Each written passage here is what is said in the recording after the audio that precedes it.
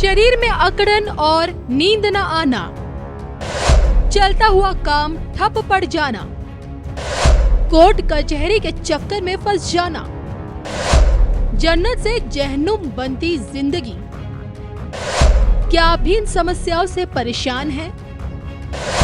कैसे पहचाने खुद पर राहु केतु की खराब स्थिति?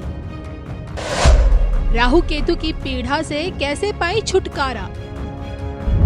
देखिए सिर्फ धर्म ज्ञान पर।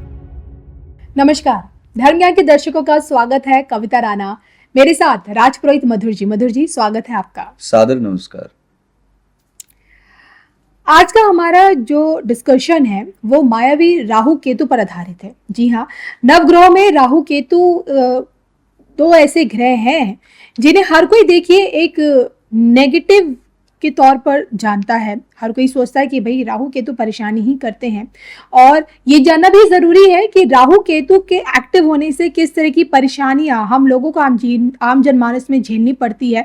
आप ये कैसे जाने कि भाई आपका राहु या केतु खराब हो गया है, आप राहु केतु के माया जाल में फंस गए हैं, तो इसके लक्षण क्या कहते हैं, और राहु केतु के दुष्प्रभाव से बचने के लिए भी क्या कुछ उपाय किया जा सकता है, ये भी जानेंगे।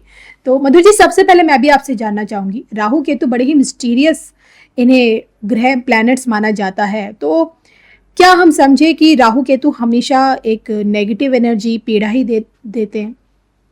शास्त्रों में लिखा गया है कि राहुर बाहुबलम करोतु सततम केतुः कुलस्योन्नतिम नित्यम प्रीतिकरा भवन्तु ममते सर्वे अनुकूल ग्रहा। राहु बाहुबल को मजबूत करता है। अच्छा। और केतु कुल की उन्नति कराता है, ये शास्त्र कहता है। लेकिन समुद्र मंथन के बाद जब अमृत बांटा जा रहा था, तो ऐसी विषम परिस्थिति में राहु का जो जन्म होता है, राहु और केतु का गला कटने के बाद से वहीं से छल इनका प्रारंभ होता है। तो जो देवताओं के मध्य रह करके ऐसी निशाचरी प्रवृत्ति का होने के बाद वो छल देवताओं के साथ कर रहा है, और साक्षात हरि जो है विश्व मोहिनी रूप में उसको पहचान लेते हैं, देख लेते हैं जी। तो ऐसी विषम परिस्थितियां मानव जीवन में भी बनती हैं। और मानव जीवन में जब बनती हैं, तो जब देवताओं को भ्रमित किया जा सकता है, तो मनुष्यों को तो आसान है। तो ऐसे में ये राक्षसी मायावी ऐसे ग्रह जो माने जाते हैं, ये तमाम प्रकार की निशाचरी प्रवृत्तियों का जन्म देते हैं।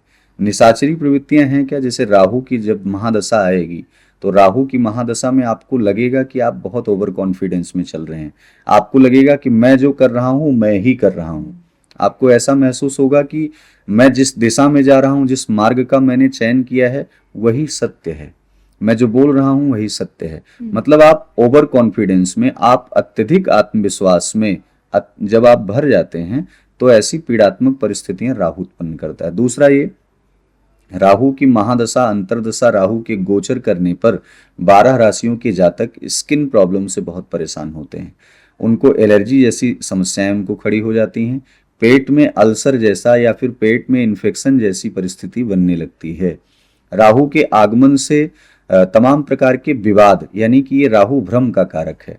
यानी कि संबंध, पति पत्नी के संबंध हो, या प्रेमी प्रेमिका के संबंध हो, या भाई भाई का संबंध हो, ये संबंधों में संदेहास्पद परिस्थितियों को उत्पन्न करने वाला राहु होता है। और तमाम प्रकार की ऐसी हरकतें हैं राहु की, जैसे कि मदिरा पान करना, व्यसन करना, व्यभिचार में संलिप्त होना, मानसिक अवसाद, शारीरिक तमाम प्रकार के एक्साइटमेंट आदि चीजें राहु के आने से, राहु के नीच अवस्था में या उच्च अवस्था में होने से, राहु की महादशा या अंतरदशा आने से मनुष्य को ये चीजें झेलनी पड़ती हैं। अब रही बात केतु की, कहा गया है केतु कुलस्योन्नतिम। राहु और केतु अगर एक साथ हैं तो कुल की उन्नति नहीं होगी, गर्भ का पतन होगा, गर्भ क्षीण होगा। लेकिन अगर केतु किसी अच्छे ग्रह के साथ है, केतु अगर गुरु के साथ है, केतु अगर मंगल के साथ है, तो वास्तव में कहीं ना कहीं जातक के, यानी कि जो है जातक को कुल की, वंश की वृद्धि के लिए संतान की प्राप्ति अवश्य ही होती है। लेकिन केतु के आगमन पर कई सारी परिस्थितियां विपरीत होने लगी। जैसे वाणी असंयमित हो जाती है, वाणी में कटुभाषिता आने लगती है, गर्भ नष्ट होने लगता है। केतु के आने से एक्सीडेंटल परिस्थिति ज्यादा बनती है, एक्सीडेंट होते रहते हैं। केतु के आवागमन से तमाम प्रकार के हड्डियों में सर्वाइकल जैसी स्थिति बनने लगती है। केतु हड्डी में पीड़ा उत्पन्न करता है। केतु वाणी में कटुता उत्पन्न करता है। केतु विवाद कराता है। यानी कि राहु और केतु की इस प्रकार की परिस्थितियों से मानव जीवन बहुत ज्यादा त्रस्त हो जाता है और ग्रसित हो जाता है। ऐसी विषम परिस्थितियों से निपटने के लिए मनुष्य हर प्रकार का व्रत अनुष्ठान यज्ञ यज्ञादि कर्म करता रहता है। जी। लेकिन क्या वास्तविक रूप से यज्ञ कर्म करने से या इस प्रकार की परिस्थिति में जप अनुष्ठान करने से राहु शांत हो जाता है? ये बहुत बड़ा प्रश्न है, आज मानव जीवन के लिए बहुत बड़ा प्रश्न है कि यदि राक्षसी प्रवृत्ति का ग्रह है और उसने अमरत्व का वरदान प्राप्त करके और ग्रहों में उसने स्थान अपना बना लिया है, जी। तो क्या उसे पूजा पाठ करके शांत किया जा सकता है या उसे हटाया जा सकता है? तो इस बात की स्पष्टता मैं कर दूं कि राहु और केतु या कोई भी ग्रह पूजन पाठ या उसका जप करने से ग्रह हट नहीं जाती। ग्रहों की क्रूरता, ग्रहों की प्रतिकूलता वो अनुकूलता में सिद्ध हो जाती है, यानी वो आपके लिए अच्छा सोचने लगते हैं, आप उनकी दृष्टि आपके जीवन में अच्छा एक सुखद संयोग लाने लगती है। तो ऐसे में राहु केतु का भी यही है कि जो मनुष्य के जीवन में तमाम प्रकार के अवसादों को लेकर के आते हैं। जी चलिए, ये तो आपने हमें समझाने की कोशिश की कि किस तरह से राहु केतु के उनके एक्टिवनेस होने के लक्षण हम पहचान सकते हैं। हाँ। अब मैं आपसे जानना चाहूंगी कि अगर कोई ये जान ले कि भाई कहीं ना कहीं उसको राहु केतु कहीं ना कोई पीड़ा दे रहे हैं, परेशानी दे रहे हैं, तो क्या उसके उपाय हैं? राहु के उपाय ये हैं कि सबसे पहली बात, आप काले वस्त्रों से बचें, काला वस्त्र कम पहने। आप बहुत ज्यादा सफेद वस्त्रों को भी धारण न करें, क्योंकि सफेद वस्त्र क्या होता है कि आपको समाज में आपकी प्रतिभा को, आपके ऑरा को और ज्यादा बढ़ाता है। तो सफेद वस्त्रों को भी आप कम पहने जितना ज्यादा हो सके। राहु से बचने के लिए जो वास्तविक रूप से उपाय है, आप रुद्राक्ष की माला को धारण करें। रुद्राक्ष की माला को धारण करने के साथ साथ आप प्रत्येक दिन शिवालय जाएं और शिवालय में जलाभिषेक करें, पंचाक्षर मंत्रों का जप करें, ओम नमः शिवाय।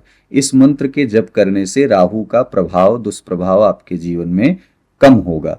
अब वहीं जो केतु का उपाय है, केतु का उपाय यह है कि अगर आप बहुत विवादों से, कठिनाइयों से, इन परिस्थितियों से गुजर रहे हैं, तो केतु को प्रसन्न करने के लिए नहीं, अपितु केतु की क्रूरता को कम करने के लिए आप सफेद कुत्ते को या काले कुत्ते को बिस्किट या दूध अगर आप उसे खिलाते पिलाते हैं, या कुत्तों की, क्योंकि ये बेजुबान जानवर होते हैं और ये जब भौंकते हैं तो भौंकना बंद नहीं करते, तो ऐसी परिस्थिति में जो भौंकने जैसा क्लेश आपके जीवन में हो रहा है, ऐसे विपरीत ग्रहों को, उनको सटीक मार्ग पर लाने के लिए इस सूक्ष्म उपाय से बचा जा सकता है। उस सूक्ष्म उपाय में यह है कि आप कुत्तों की सेवा करें और कुत्तों की सेवा में बिस्किट और दूध उनको अवश्य ही खिलाएं शाम के समय। और दूसरा जो सबसे सरलतम उपाय ये है कि भगवान शिव के मंदिर में जब आप प्रवेश करें तो वहां शहद चढ़ा करके अपने जीवन से कटुता को खत्म कर सकते हैं। भगवान शिव को अवश्य शहद चढ़ा करके आप केतु के दुष्प्रभाव से बच सकते हैं। यानी राहु और केतु के प्रभाव आपके जीवन में पड़ रहे हैं, तो इन सूक्ष्म उपायों को करके आप जीत सकते हैं इन ग्रहों के ऊपर, जो इन ग्रहों की क्रूर दृष्टि आपके ऊपर पड़ रही है, उस क्रूरता से बच सकते हैं। अब रही बात, ये एक प्रश्न ये भी आता है कि हम इनको पहचाने कैसे, कि आपके साथ ऐसा हो रहा है तो क्या राहु केतु ही? कभी कभी राहु केतु नकारात्मक ऊर्जा के बहुत ज्यादा प्रतीक माने जाते हैं। तमाम प्रकार की नेगेटिव एनर्जियां जो होती हैं, जैसे गर्भ नष्ट होने से लेकर के अकाल मृत्यु में जितने भी जातक जो चले जाते हैं, एक्सीडेंटल केस या लाइट से या जल में डूब करके किसी भी प्रकार से जो जातक मरे होते हैं, इस पृथ्वी से धराधाम से चले जाते हैं, वो प्रेतात्माओं के रूप में वो कहीं न कहीं अपने आपसी जो उनके मित्र होते हैं या उनके घरेलू सगे संबंधी होते हैं या उनके द्वारा लाई गई कोई वस्तु होती है, उसी के आसपास उनका भ्रमण, उनका लगाव बना रहता है। क्यों? क्योंकि वो प्रेत योनि में जाते हैं और उनका लगाव मोह माया खत्म नहीं हो पाती है। तो ऐसी परिस्थिति में व्यक्ति के घर में, व्यक्ति के जीवन में तमाम प्रकार के अवसाद, तमाम प्रकार की कलह उत्पन्न होने लगती है। तो वहां भी इस प्रकार के दुष्प्रभाव से बचने के लिए हम राहु केतु को ही समझ सकते हैं कि ऐसे प्रभाव को उत्पन्न करते हैं, और ऐसे दुष्प्रभावों को अपने जीवन में ना आने पाए, इससे बचने के लिए माँ भगवती के मंदिर में शुक्रवार के दिन चुनरी लपेटा हुआ एक जल वाला नारियल अगर आप माँ भगवती को समर्पित करते हैं, उसके साथ कुछ दक्षिणा समर्पित करते हैं, तो वास्तविक रूप से उस श्रीफल को समर्पित करने से आपके घर की नकारात्मकता कहीं न कहीं कम होगी। रही बात ये, दूसरा उपाय ये भी है कि आप 12 अंगुल का सूक्ष्मोत पीतल का त्रिशूल लेकर के उस त्रिशूल को माँ भगवती के मंदिर में समर्पित करें और उसे प्रसाद स्वरूप में लेकर के अपने घर में लाके स्थापित करें। इस नकारात्मक ऊर्जा से, इस नकारात्मक परिस्थिति से आप बचे रहेंगे। चलिए, उम्मीद करती हूँ कि राजपुरोहित मधु जी का यही इंफॉर्मेटिव वीडियो आप लोगों के लिए उपयोगी साबित हो, और इसी के साथ मुझे और राजपुरोहित जी को दोनों को इजाजत दीजिए। नमस्कार। नमस्कार।